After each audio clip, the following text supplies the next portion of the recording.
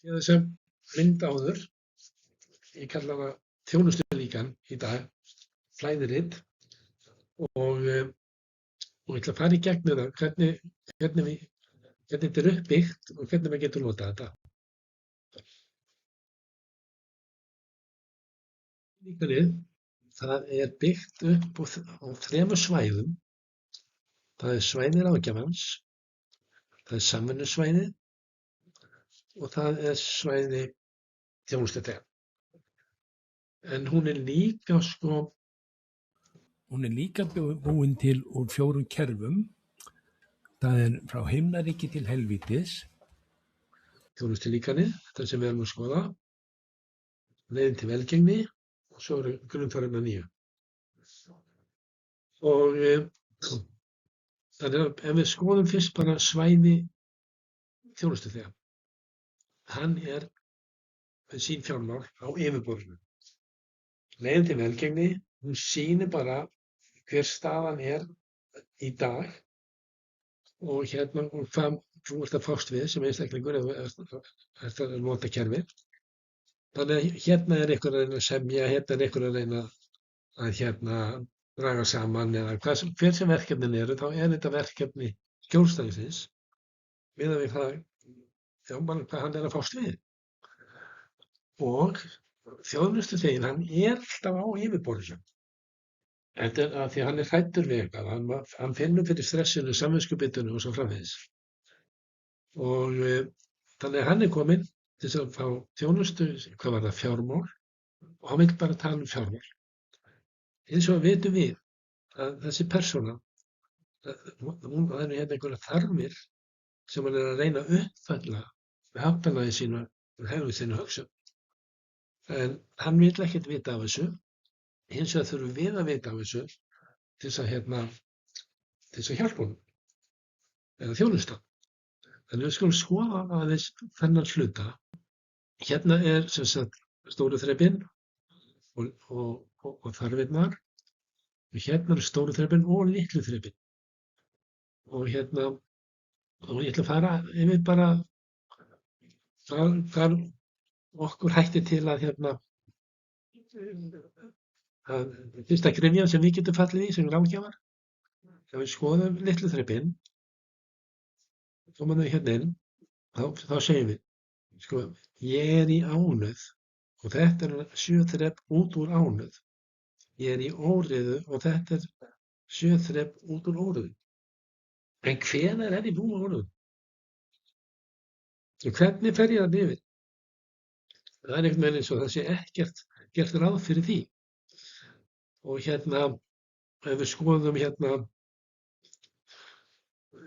litlu þrepin hérna, það eru 7 þrep til þess að komast í ánauð. Hvar eru þau hér?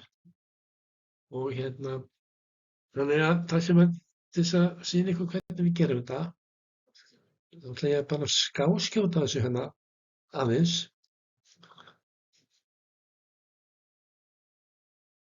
Það er sem sagt, það er komið þrep hérna, þannig að núna er þrep frá öryggisþörfum upp í ánauð. Þannig að það er allavega ekki, það vantar ekki eins og vantar ánauð. Og svo núna er skörun. Litlu þrepin þau skar alltaf, þannig að það er búið að byggja hérna brú á milli. Það sem við erum að uppgötva hérna er brúin frá ánauð upp í óreiðu.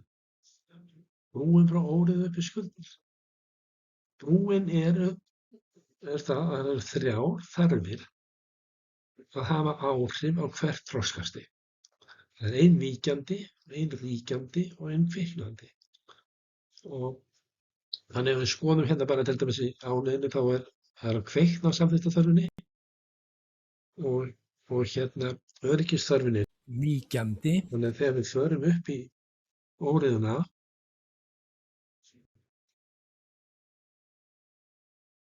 samþykktarþörfin er núna ríkjandi, öryggisþörfin er flottin út, að þeir eru farin að hafa tekjur og þá skiptir félagsþörfin ennþá máli og en hún er að verða víkjandi og svo þegar við færumst upp í skuldir og félagsþörfin er dottin út. Nú er frelsisþörfin aðalatriðið og það kveiknar á ævintýraþörfinni. Skoða hvernig þetta er.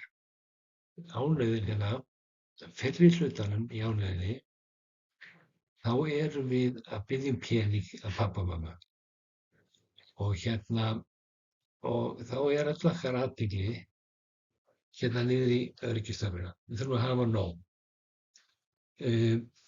Og svo bara höldum við áfram að biðja, en við komumst að því að þessi brunnur er bara alls ekki ótæmandi og þau munu aldrei geta látið mig hafa það mikið pening og mér finnst ég alltaf hafa nóg. En þau eru búin að vera að láta mig hafa pening sem ég hef verið að nota, þannig að félagsþörfin hefur verið virk.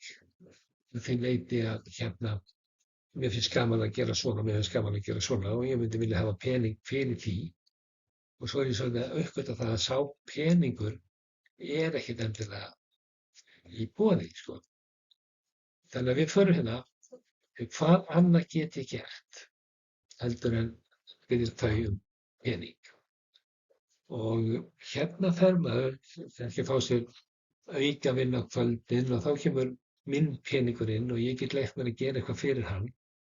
Og þá sé ég það að það er gott samhengi á milli félagsþarfar og peninga. Og þá er ekki að segja, ok, ég vil geta gert þessa hluti, leyft mér þessa hluti og þess vegna verð ég að fara og fá mér sjálfstæða tekjur. Og þá fer uppgötva maður að peningur, það kveiknar á samþykktarþörfinni þess að þegar ég fer og kaupi mér einhverja peysu, þá bara finnst mömmu nú ekkert flott. Og þar með kveiknar á samþykktarþörfinni. Það þarf að hringa eftir hring og að reyna að fá meira og meiri pening. Þannig 1, 2, 3, uppgötva stöðu, skoða sér stöðunni, reyna að aðlagast. Þau hanga saman og maður fer hring eftir hring, þangað til að maður uppgötva bitur við, þetta er ekki að virka. Og þá fer maður upp á 4. þrepið og þar með fer maður frá öryggisþörfinni með athyglinni upp í félagsþörfina. Efri hlutan 5, 6 og 7, skoða leiðir, velja leið að framkvæma. Það er þá 5, 6 og 7 og þau hanga saman. Og ábyrgðin sem að mann tekur í 4. þrepinu er það að ég þarf að hafa tekjur og svo fer maður að skoða leiðir fyrir þeim.